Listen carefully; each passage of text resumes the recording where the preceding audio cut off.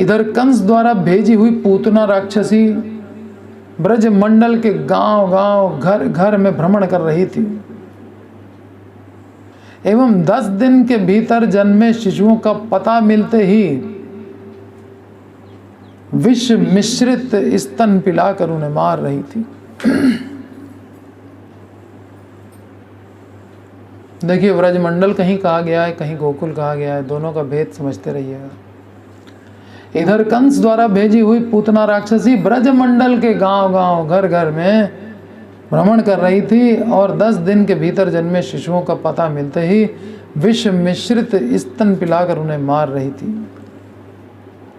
किंतु जो पूतना नंद नंदन का प्राण नाश करने के लिए गई थी, उसका अनिष्ट करने के स्थान पर स्वयं ही अपने प्राण खो बैठी। फाइनली हुआ क्या? अपने ही प्राण खो बैठी। उसी रात में ही सब कुछ हुआ।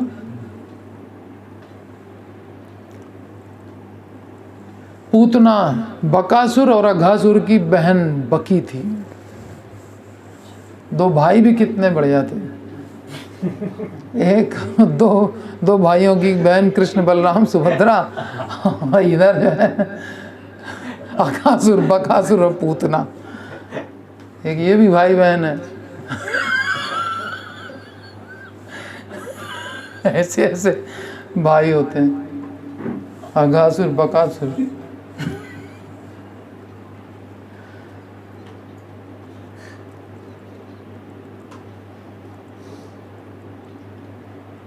तो वो प्राण खो बैठी अपने, उसका प्लान सक्सेस नहीं हुआ ना कंस का। पूतना एक राक्षस जाति का नाम है, यह किसी व्यक्ति विशेष का नाम नहीं है। श्रीमद् भागवत में देखा जाता है, पूतना वध के पश्चात ब्रिज की गोपियां जब नंद नंदन के अंग प्रत्यंग में रक्षा मंत्रों का पाठ कर रही थी, तब उन्होंने कहा था, कोटरा रेवती ज्येष्ठा पूतना मातृकादयः सर्वे नश्यन्तु ते विष्णोः नाम ग्रहण भीरवः। सर्वे नश्यन्ति ते विष्णोः नाम ग्रहण भीरवः। अर्थात कोटरा, रेवती, ज्येष्ठा, पूतना, मातृका आदि जितनी भी बाल घातिनी राक्षसियां हैं एवं अन्य जितने भी बालकों के अनिष्टकारी राक्षस हैं, वे सभी श्री भगवान के नाम ग्रहण के प्रभाव से विनष्ट हों। ये बोलती जा रही हैं और भगवान को गौमूत्र से, गोबर से नहला रही हैं, धुला रही हैं, फिर उसके बाद तिलक लगा रही हैं गोबर का, और गाय की पूंछ से झाड़ रही हैं, राई नून कर रही हैं। कुछ भी राक्षसी का कुछ भी इफेक्ट रह न जाए।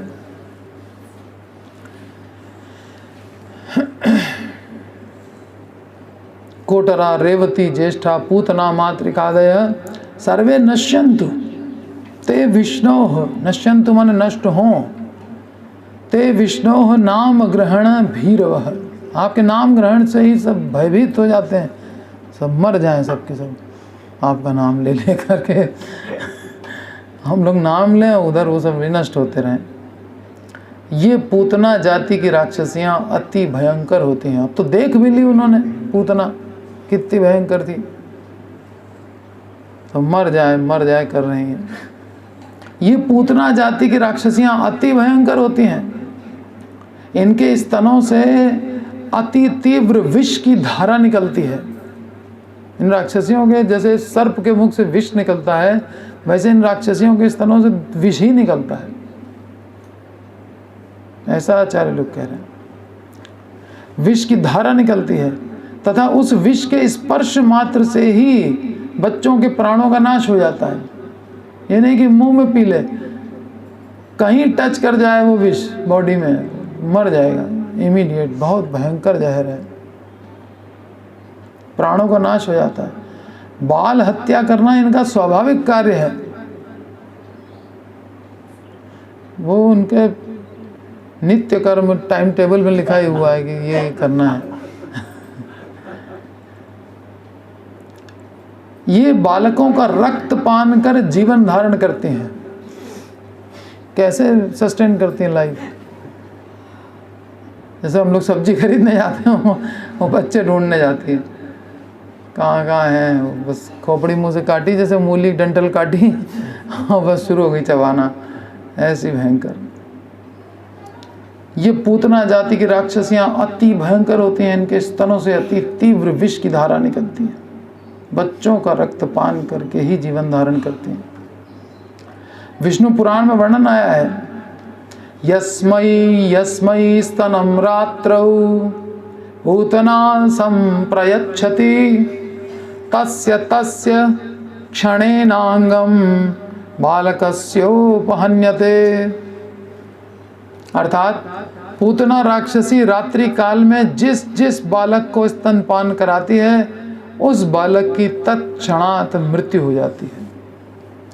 तस्य तस्य क्षणेनांगम बालकस्योपहन्यते। श्री कृष्ण के जन्म के दूसरे दिन प्रातःकाल कंस ने अघ बक, जिस दिन जन्म हुआ था जेल में, तो मीटिंग बुलाई थी सब असुरों की। अघ बक प्रलंब केशी आदि अपने अनेक असुर मित्रों के साथ विचार विमर्श कर कोटरा, रेवती, ज्येष्ठा, पूतना, मातृका आदि बालघातनी राक्षसियों को मथुरा मंडल में 10 दिन के भीतर जन्मे शिशुओं की हत्या करने का आदेश दिया था। अगले ही दिन इधर अच्छी खासी वसुदेव जी ने, देवकी ने माफी आफी सब दे दी, पूरा क्लीन होके गए भक्तों के संग में, लेकिन फिर असुरों का संग, फिर पाप कर्म में रत।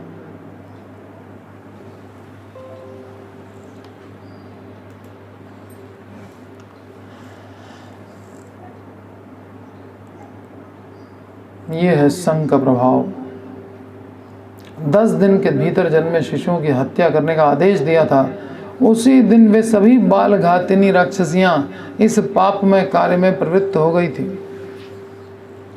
महाराज परीक्षित, श्री सुखदेव गोस्वामी के मुख से भगवान श्री कृष्ण की लीला कथाओं को श्रवण करते समय गोकुल में पूतना का प्रवेश सुनकर भय से कांप उठे।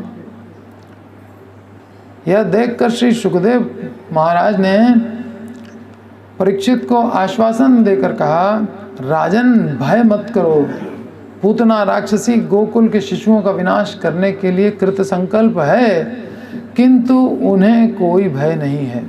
गोकुल के बच्चों को कोई भय नहीं है। ठीक है, इसने संकल्प किया है ना, जरूरी है इसका संकल्प पूरा होगा। 5 कारण होते हैं, कुछ नहीं कर पाएगी। उन्हें कोई भय नहीं है, क्योंकि श्री कृष्ण की लीला भूमि गोकुल में असुरों को प्रवेश करने का अधिकार नहीं है। गोकुल में असुरों को प्रवेश करने की कोई एंट्री नहीं। असुर कहाँ से एंटर करेगा? हम लोग एंटर करना चाहते हैं, कितने कितने दिनों से 16 माला बैठ के जप रहे हैं, तब तो फिर एंट्री नहीं मिल रही है। असुर कहाँ से एंटर करेगा वहाँ? हो सकता है क्या? असुरों को कोई एंट्री नहीं।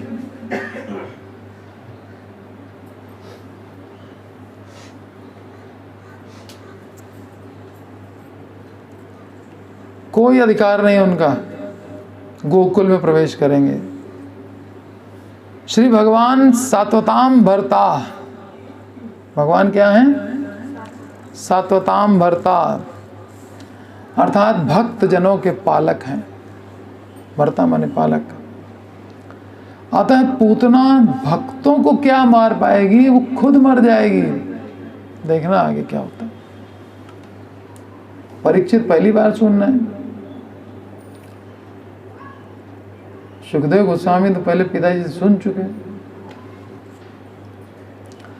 जहां श्री भगवान के नाम रूप गुण लीला आदि का श्रवण कीर्तन होता है, जहां श्री गोविंद के चरण कमलों में सचंदन तुलसी अर्पण किया जाता है, चंदन सहित तुलसी जहां अर्पण की जाती है भगवान के चरणों में, जहां श्री गोविंद के चरणाश्रित भक्तगण निवास करते हैं, वहां असुरों को प्रवेश करने का अधिकार नहीं है।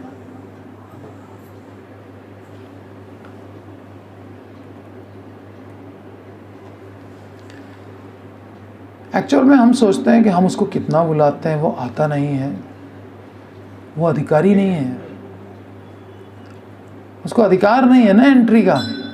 वो सोचता है हम अपनी मर्जी से नहीं जा रहे हैं, लेकिन वास्तविकता ये है कि उसका कथा पर अधिकार नहीं है, इसलिए माया ने उसको दूर रखा है। नित्य नैमित्तिक आदि कर्मानुष्ठान के अंग रूप में यदि किसी भी स्थान पर जो नित्य कर्म है, नैमित्तिक कर्म है, नित्य कर्म क्या होता है? जो हमें डेली करना चाहिए, जो गीता में वर्णाश्रम के हिसाब से बताया है हमारे उद्धार के लिए। और नैमित्तिक कर्म जो हम किसी दूसरे के उद्धार के लिए, जैसे पितरों के लिए श्राद्ध आदि करते हैं, वो उनके लिए हम निमित्त बने हुए हैं, नैमित्तिक कर्म कहलाता है वो। तो नित्य कर्म हो अपने लिए, चाहे किसी के निमित्त हो, नैमित्तिक कर्म। किसी भी स्थान में यदि श्री भगवान के नाम रूप लीला आदि का श्रवण कीर्तन अगर होता है, उनके चरणों में सचंदन तुलसी पत्र अर्पित होता है, अथवा किसी भी प्रकार से श्री भगवान का स्मरण किया जाता है, तो वहां भी असुरों का प्रवेश करने का अधिकार नहीं है। भले दूसरे के निमित्त कर रहा हो, अपने लिए मान लो नहीं कर रहा है, तो भी वहां असुरों की कोई एंट्री नहीं हो पाती।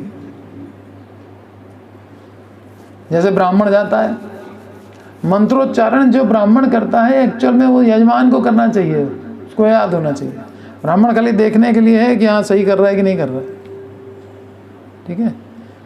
जैसे नंद बाबा सब कुछ कर सकते थे, लेकिन उन्होंने वेदज्ञ ब्राह्मणों को इसलिए बुलाया कि कहीं हमसे गलती ना हो जाए, और भाव दशा में थे इसलिए हमसे हो नहीं पाएगा, आप ही लोग कर दीजिए। वो उनके लिए नैमित्तिक कर्म हो गया।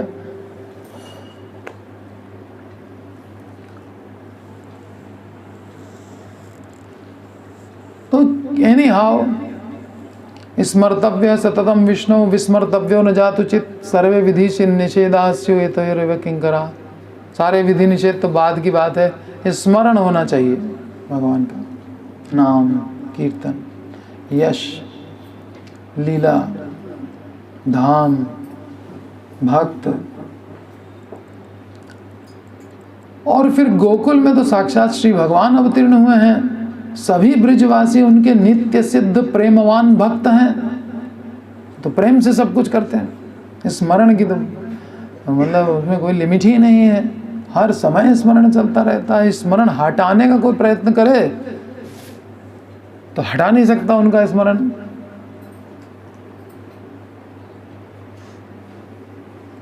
और सब लीला पार्षद हैं भगवान के, कृष्ण अवतार लेते हैं, साथ में लोग भी आते हैं, लीलाएं करते हैं उनके साथ। और श्री नारायण ब्रिजवासियों के कुल देवता हैं और चिरकाल से ब्रिजवासियों के द्वारा पूजित होते चले आ रहे हैं। अतः पूतना राक्षसी उनका क्या अनिष्ट करेगी, आश्वस्त कर रहे हैं परीक्षित महाराज को सुखदेव गोस्वामी, जिनका नाम उच्चारण करने मात्र से असुरों का गर्व खंडित हो जाता है। बड़ा घमंड होता है असुरों को, हम ये कर सकते हैं, वो कर सकते हैं। अब भगवान का नाम जो कर सकता है, कुछ भी कर सकते हो तुम, किसी को भगवान के धाम भेज सकते हो, कितने भी पावरफुल असुर हो नहीं भेज सकते, नाम कर सकता है। किसी के मन में भौतिक भोगों के प्रति आसक्ति है, खूब भोग करना चाहता है, उसके चेतो दर्पण का मार्जन कर सकते हो, नहीं कर सकता। कोई भयंकर से भयंकर असुर हो कि नहीं तुम कोई डिजायर नहीं करोगे तो सबसे पहली डिजायर ये, इससे पीछा कब छूटेगा। ये भवबंधन छुड़ा सकता है, नहीं छुड़ा सकता। आनंद बुद्धि वर्धनम कोई राक्षस कर सकता है, नहीं कर सकता है। केवल प्रेशर बना करके हमारे आनंद को छीन सकता है और कुछ नहीं कर सकता। तो नाम सब कुछ कर सकता है, ये असुर क्या कर सकते हैं, इनमें से कोई काम नहीं कर सकता। इस 7 काम जो नाम करता है, पूर्ण अमृत आस्वादनम, सर्व आत्म स्नपनम,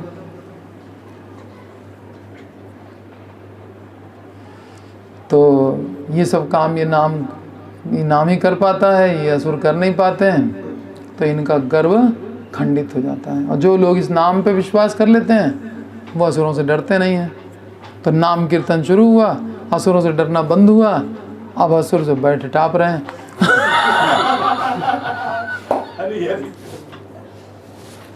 अब उनको कोई पूछ नहीं रहा है तो उनका गर्व खंडित हो गया।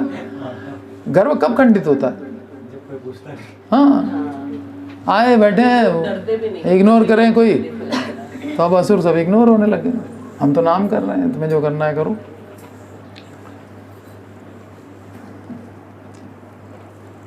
असुरों गर्व खंडित हो जाता है हरि नाम से।